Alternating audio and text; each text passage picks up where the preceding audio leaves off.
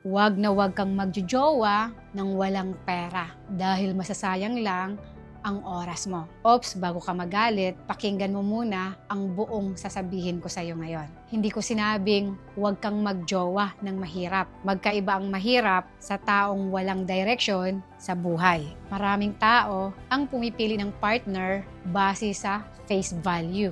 Gwapo ba? Maganda ba? Mabait ba? Masarap bang kasama? At kung minsan, iniisip natin na sapat na ang pagmamahalan para maging masaya ang relasyon. Pero tingnan mo ngayon ang reality. Ilang relasyon ang nasisira dahil sa problema sa pera. Ilang mag-boyfriend o girlfriend ang laging nag-aaway dahil walang budget kapag mag-date. Ilang pangarap ang hindi natutupad dahil iisa lang ang lumalaban habang yung isa kontento na sa kung anong meron siya. Kasi ang problema, maraming tao ang naghahanap ng love.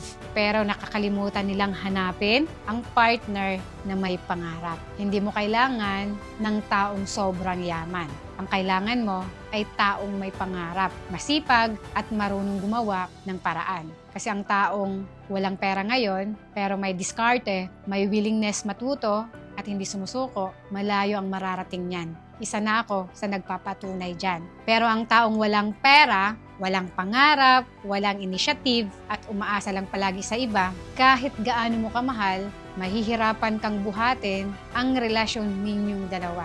Hindi mo trabaho ang maging retirement plan niya. Hindi mo responsibilidad ang ayusin ang buhay ng taong ayaw namang ayusin ang sarili niya. Ang relasyon ay partnership dapat, hindi charity, hindi one-man team. Pareho kayong dapat may ambag, pareho kayong lumalaban, pareho kayong may gustong maabot. Kaya bago ka pumasok sa isang relasyon, huwag mo lang tingnan kung magkano ang pera niya ngayon. Ang tingnan mo kung paano niya hinahandle ang pera niya. Tingnan mo kung marunong ba siyang mag-ipon, kung responsable ba siya sa mga gastusin, kung marunong ba siyang magsakripisyo para sa future niyo. At higit sa lahat, tingnan mo kung may pangarap ba siyang ipinaglalaban.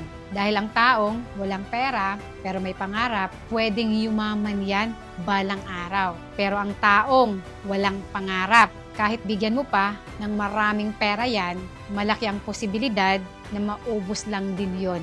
Mas mahalagang tingnan mo kung ano yung mindset ang meron sa tao na yan. Yung puso niya at yung disiplina niya sa sarili niya. Because at the end, hindi lang puso mo ang pwedeng masayang. Pati oras mo, pangarap mo, at future mo. Kung pipili ka ng magiging partner mo sa buhay, ano ang unang mong titingnan? Ang pera niya ngayon o ang direction niya sa buhay? Andito lang ako at sasabihin ko sa iyo na hindi yaman ang pinakamahalaga sa pagpili ng tamang partner. Mas importante ang responsibilidad, direction at magandang karakter niyan.